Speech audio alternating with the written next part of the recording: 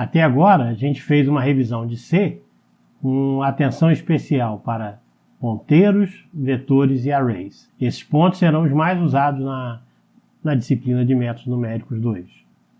O que nós vamos fazer nesse vídeo, então, é escrever um programa como uma aplicação prática do que a gente viu até agora de ponteiros e arrays. As funções que nós vamos escrever serão úteis para toda a disciplina, então é bom guardar uma cópia, prestar atenção no que a gente está fazendo.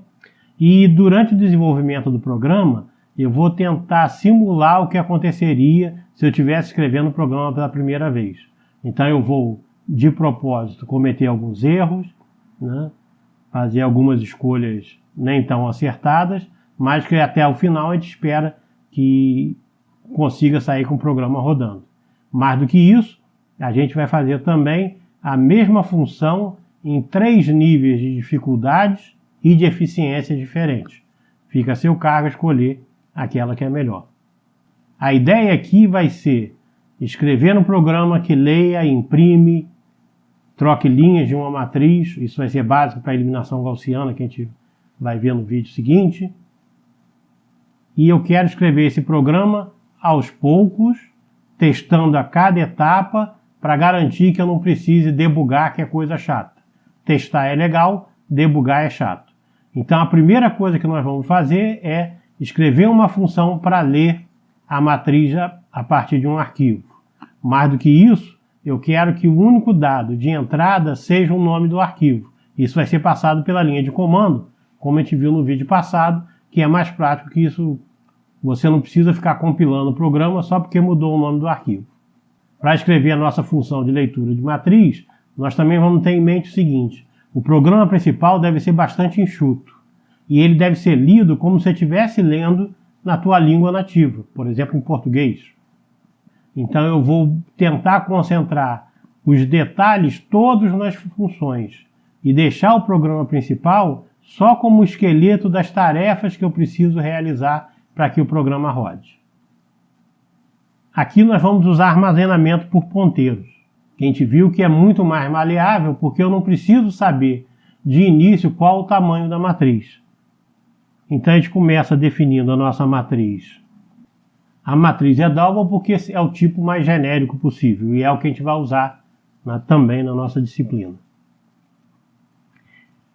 Então o que eu quero é escrever uma função que leia essa matriz a partir de um arquivo. O argumento dessa função vai ser o nome do arquivo que contém os meus dados. Então que vai ser o primeiro parâmetro passado na linha de comando. Essa função deve retornar a minha matriz. Logo, m é igual a ler matriz argv1. E a entrada é uma string, então é um vetor de caracteres. Então botei um ponteiro. Então vamos escrever a nossa função para ler a matriz. De início, eu preciso abrir o arquivo. Vou definir as dimensões, m e n, e a minha matriz. Então vou ler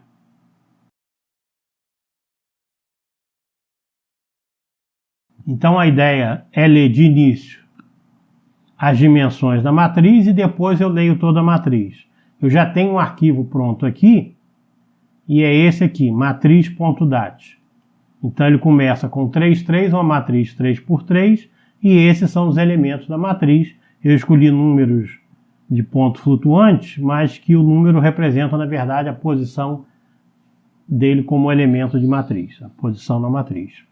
Voltando ao nosso programa, agora que eu li as dimensões da matriz, eu posso alocar memória para a minha matriz. Aí você lembra, uma matriz bidimensional, a primeira coisa que a gente faz é alocar memória para os ponteiros das linhas. E depois a gente pega a memória para ser alocada para cada uma das linhas. É um ponteiro de ponteiro da função malloc, e eu quero alocar m linhas, então m vezes size of ponteiro, double. Aqui eu aloco espaço para todas as linhas, vou definir duas variáveis auxiliares aqui também, i e j,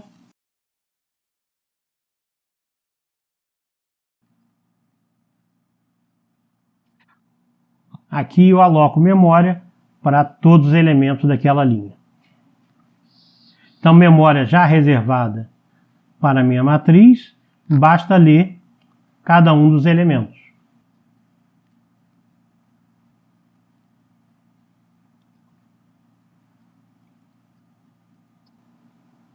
Com isso, eu leio os elementos da minha matriz e só para garantir que tudo está feito corretamente, eu vou provisoriamente colocar um print aqui para ver se os elementos estão sendo impressos da maneira correta. E para cada um pula a linha. Então, nossa primeira função está escrita, que ela lê uma matriz, falta retornar a matriz. Vamos ver se funciona. Para isso, a gente deve rodar o programa e colocar o nome do arquivo como argumento da linha de comando. Eu preparei isso no Replit, no ponto Replit, onde eu compilo o programa, gcc-o main.c, e se tudo funcionar, ele roda main matriz.dat. Testar nosso programa. Então a gente vê que compilou, rodou corretamente, imprimiu todos os elementos. Então a primeira etapa do nosso trabalho está feito. Agora que a gente tem a função que lê matriz, nós vamos passar para imediatamente o seguinte. Eu já imprimi esses elementos dentro da função que lê. Uma função que lê deveria só ler, não imprimir. Então eu vou criar uma função agora para imprimir uma matriz, já que isso também vai ser útil para a gente, porque o tempo todo a gente vai acompanhar a evolução de uma matriz nos métodos numéricos. Então vamos partir de novo para o Replit para escrever a nossa função que imprime uma matriz. O meu programa principal então está bastante claro. O que eu faço é ler uma matriz e devolvo o que essa matriz lida na minha matriz M, ou no meu ponteiro de ponteiro M, ou array bidimensional M, como você preferir chamar.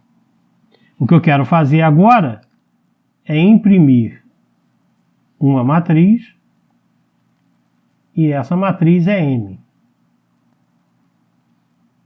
Imprimir uma matriz não é uma tarefa complicada. O que eu devo fazer é ler cada um dos elementos e imprimi-los. Parece simples, mas aqui tem um probleminha, que é, se você lembra, aqui a matriz sobrevive ao final da função porque ela está definida no heap, está definido como uma alocação dinâmica.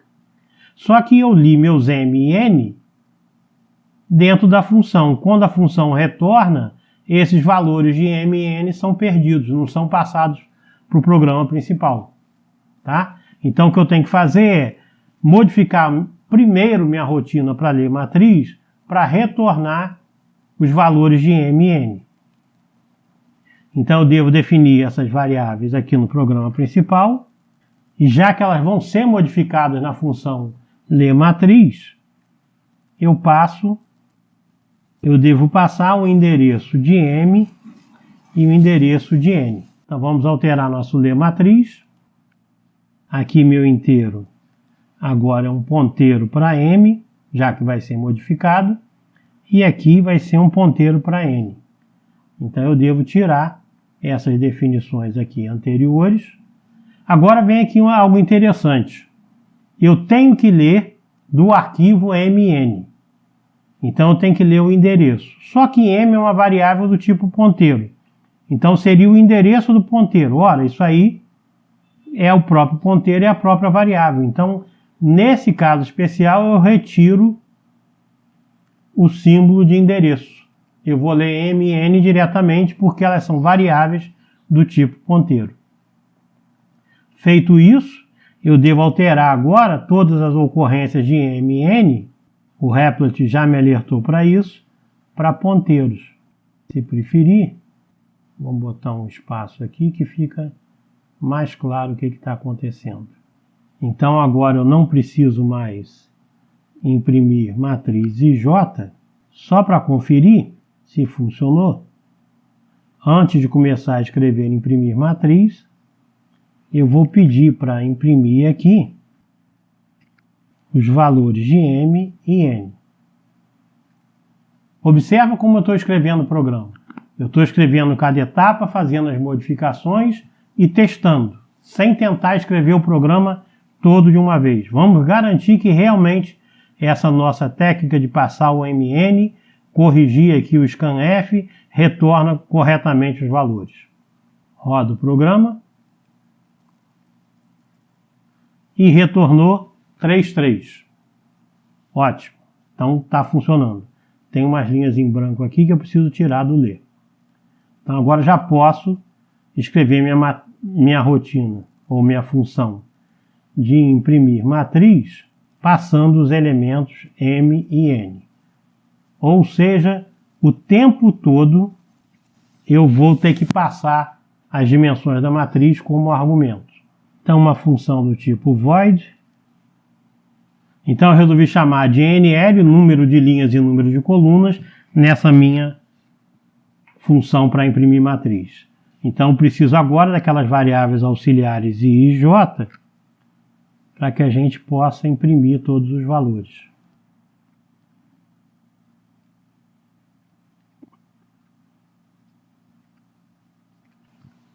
Então eu escrevi minha rotina simples, na verdade, dois fora esse comando print, em que eu uso o formato G para imprimir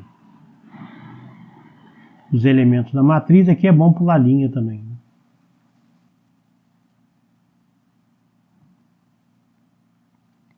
Função. Então a função está escrita, imprime os elementos da matriz e pula a linha ao final de cada linha. Vamos testar nosso código. Então, imprimiu corretamente a nossa matriz. Então, duas etapas do código cumpridas. Então, a gente já tem uma função que lê matriz, que imprime a matriz de qualquer tamanho, de quaisquer dimensões M e N. Esses são parâmetros de entrada e a resposta da função é correta dependendo desses parâmetros. O que eu vou fazer agora é mais um exercíciozinho. Eu quero criar uma matriz C que seja a cópia da matriz que eu li. Tá? Eu quero manter esse C como uma forma, por exemplo, um backup, digamos, da matriz, para que eu possa mexer em M e retornar a C sempre que necessário, se alguma coisa der errado. Então vamos ver como é que a gente faz isso de uma maneira eficiente. Então vou criar de novo um array de array C para fazer cópia de M. Então eu leio M e quero que C seja uma cópia da matriz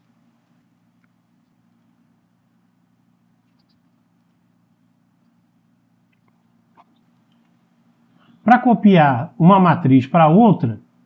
A programação convencional ou conservadora seria você copiar elemento por elemento de uma matriz para outra.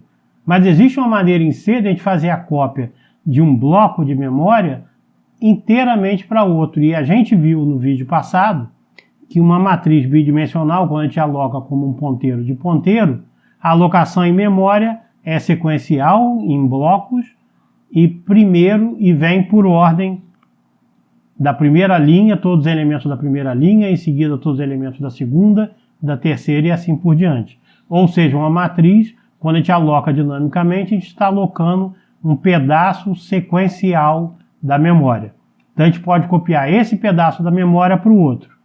Como que a gente faz isso? Eu vou aproveitar que na função ler eu já aloquei uma matriz bidimensional e vou copiar esses comandos. A correção aqui é que a matriz agora não é mais a matriz, mas quem que eu quero alocar é cópia de tamanho NL e NC como número de colunas. Eu devo alocar a cópia da mesma maneira que eu aloquei a matriz, para garantir que a sequência das informações armazenadas na memória sejam as mesmas nos dois casos. A instrução que copia um bloco de matriz para outro é o main copy, que é definido aqui no string.h. E a sintaxe para usar é primeiro destino, toma cuidado para não confundir, primeiro destino é cópia, depois a origem, a matriz, eu quero copiar tudo de matriz para cópia, e o número de elementos que eu quero copiar é n número de linhas vezes o número de colunas vezes o tamanho de double. Vamos rodar o programa para ver se funciona. Para isso eu modifico aqui a minha função de imprimir para imprimir o C. Fiz bem em fazer uma função. Rodou o programa e imprimiu a matriz original. Portanto, o C é exatamente uma cópia da minha matriz. Se quiser garantir, vamos fazer o seguinte teste. Sempre é bom testar. C1 é igual a 10. Vamos ver se vai ser modificado. Então, rodei novamente, apareceu o 10 aqui. Então, realmente, o que ele imprimiu foi a matriz C. Então, até agora, a gente escreveu uma função que lê uma matriz, imprime uma matriz, copia uma matriz para outra de uma maneira bastante eficiente, sem fazer for e cálculos de índices para copiar elemento por elemento. Fez tudo de uma vez só. Agora nós vamos para a última função, mas que eu vou mostrar para vocês 3 maneiras de resolver o mesmo problema. O que eu quero fazer agora é, da matriz que eu acabei de ler, eu quero trocar uma linha por outra e escolher que linhas serão trocadas. Vamos voltar para o nosso programa. Já que eu sei como fazer uma cópia da matriz, a minha função troca linha vai alterar a matriz de entrada. Se por acaso eu quisesse que M não fosse alterado, eu salvava uma cópia. Então vamos lá, troca a linha de M por N. Então a minha função troca a linha vai ser M por N e eu vou trocar a linha K pela linha L. Então preciso definir 2 inteiros aqui. Na verdade, para poupar tempo, eu vou até colocar K e L como sendo 0 e 2. Vou trocar a primeira linha com a última.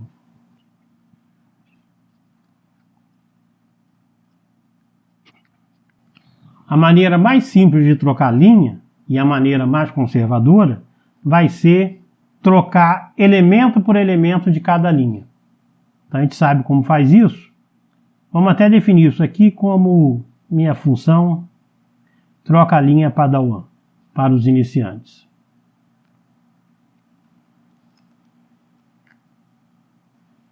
A gente sabe que para trocar 2 elementos, a gente precisa de uma variável auxiliar temporária. Então como é que eu faço? Para manter a mesma notação, eu vou refazer aqui a entrada como número de linhas, número de colunas. Muito bom. Então, para todos os elementos daquela coluna, o que eu tenho que fazer é salvar o valor original. Então, da matriz K, salvo o elemento da linha K.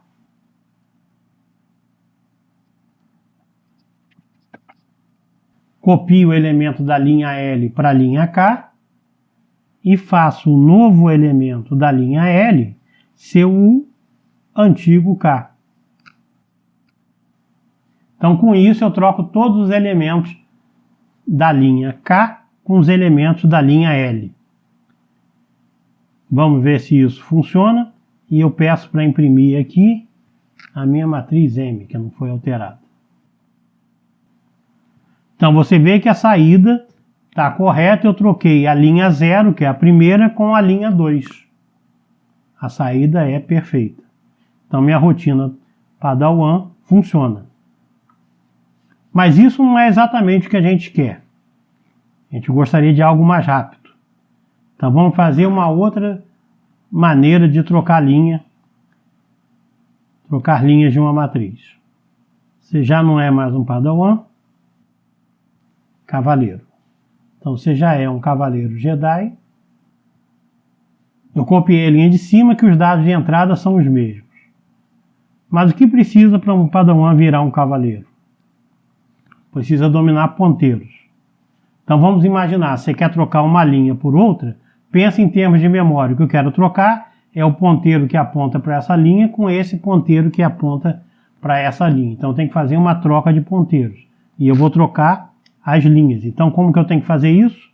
De início, essa ainda não é a maneira mais eficiente.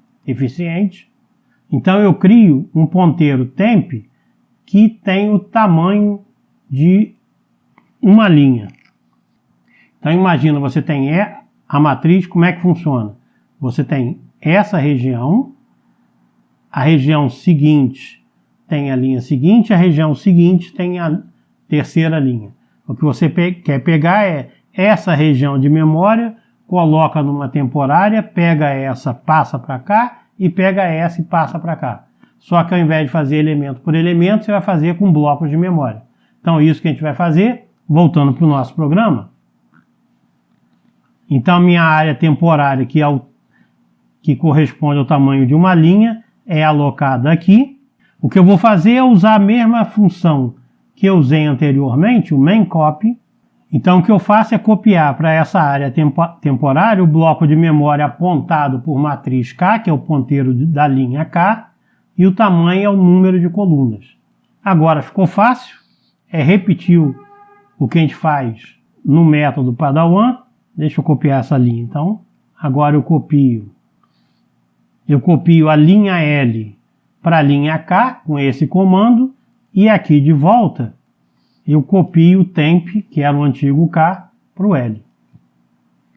Então, com 3 operações de cópia de bloco de memória, eu devo ter feito essa operação. Só que agora, de novo, sem usar o for, usando três operações para copiar a memória. Vamos ver se funciona. Aqui está pronto. De novo, funcionou, trocando a última linha com a primeira. Tá? Então esse método é bem mais eficiente do que esse daqui, embora exija um pouco mais de atenção. Então aqui você demonstra que tem domínio, sabe se comunicar com a força e tem domínio dos ponteiros. Agora você quer virar um mestre Jedi. Para fazer isso, eu só preciso das informações de quais as linhas a serem trocadas. Eu vou fazer a troca de linhas só usando os ponteiros. Então, para isso, eu preciso do endereço da primeira linha, matriz 0. Aqui é M. Eu preciso apenas da informação das linhas a serem trocadas. Você nota que eu não estou passando nada a não ser o endereço da linha 0 do endereço da linha 2. Então vamos escrever a nossa função. Para conferir se a gente realmente está virando mestre, o que eu devo passar como os argumentos? Aqui eu passei o endereço de M0. Aqui o endereço de M2. Então é um ponteiro, por causa do endereço, para um ponteiro de linha. Então aqui deve ser um ponteiro de ponteiro e um ponteiro de ponteiro.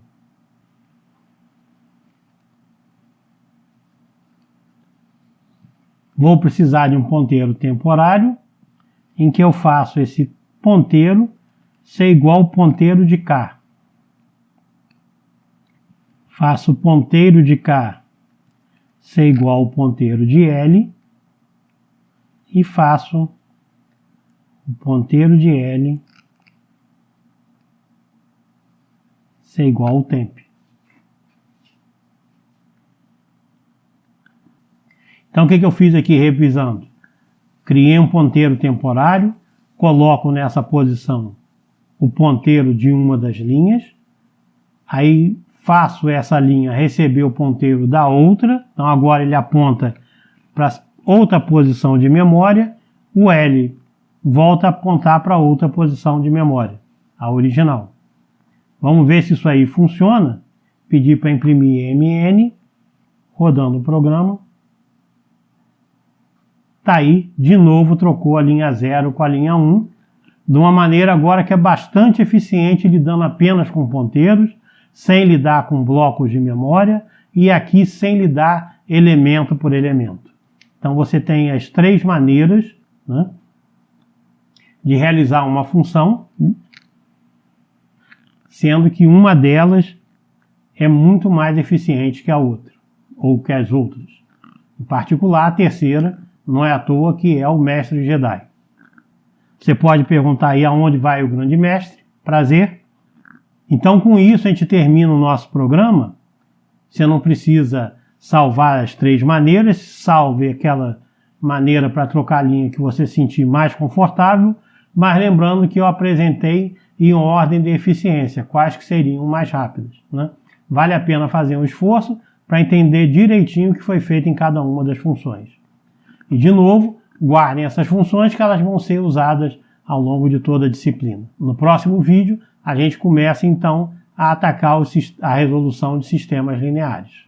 Então, vejo vocês lá.